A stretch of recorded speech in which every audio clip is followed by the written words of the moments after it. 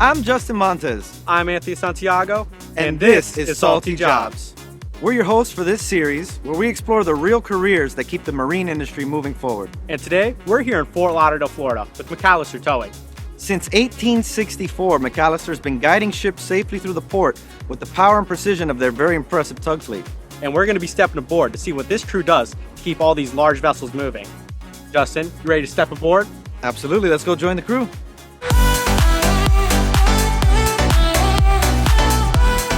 I'm here with Clayton Morrison, a captain with McAllister Towing. Captain, could you walk us through some of the jobs you're going to have us do today? Yeah, it's great to have you today on the Eileen McAllister. Today we're going to do 2 sailings, a Coast Guard cutter, as well as a cement ship. We'll be sailing both of those outbound the channel. How about your journey, where you started and how you made your way to ultimately become a captain of a multi-million-dollar tugboat?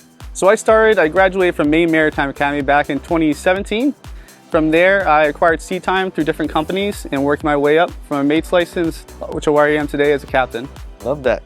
Starting low, working your way up. So for the audience out there, somebody who might be interested in a job, what do you recommend for them, a class to take, certifications to get? How would they start? Yeah, that's a good question. I would recommend them getting their TWIC certificate as well as their MMC. And from there, they can start out in deck and acquire sea time on any vessel and work their way up. They can either go engine or they can go to get their mate's license and furthermore become a captain. Excellent. Well, I've always wondered what it's like to sail a ship, so if you don't mind, can we get to it? Let's do it. I worked with Captain Clayton to assist a Coast Guard cutter as it departed Port Everglades. Before we could get underway, I had to learn the tug's controls. Instead of one wheel, this vessel has a wheel and throttle lever on each side. It didn't take long before I was ready to put them to work.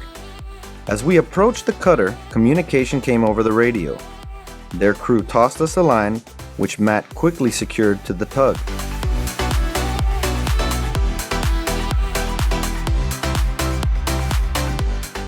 Then, with a blast of the horn, the Coast Guard signaled they were getting underway. Using the tug's maneuverability, I pulled the cutter away from the dock and guided it out of the basin. I had to balance power and direction to make sure it stayed clear of obstacles and maintained a smooth path. Once we reached the channel's exit, Matt released the line back to the cutter and they continued on their mission. Guiding such a massive vessel safely out of port truly was an incredible experience. I'm joined by Matt Latham. He's an engineer here with McAllister Towing. Now, can you tell me how you first got started working in the towing industry?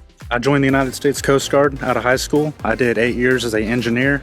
Whenever my contract was up, I went to Maritime professional training here in Fort Lauderdale, where I got my designated duty engineer license, and here we are today. Sounds like you have a lot of experience. Now, for your crew members and coworkers, what kind of other experiences or skills stand out on this job?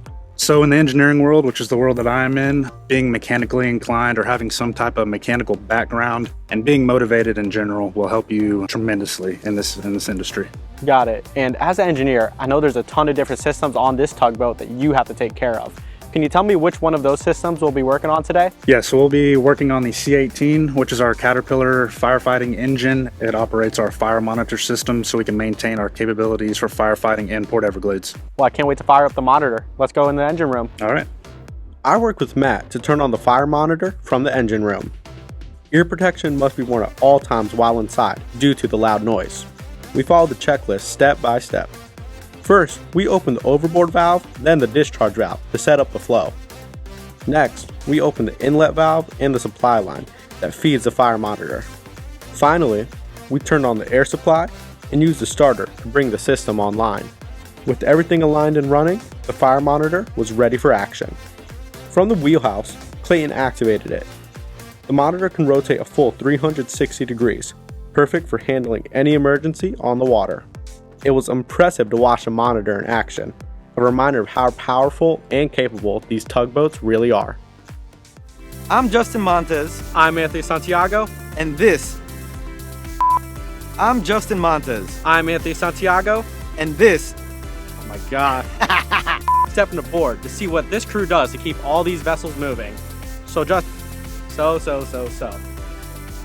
Hi, I'm Captain Sandy, and you're watching Salty Jobs. And if you like what you see, hit that like button and subscribe so you don't miss an episode of the incredible jobs that keep the marine industry moving.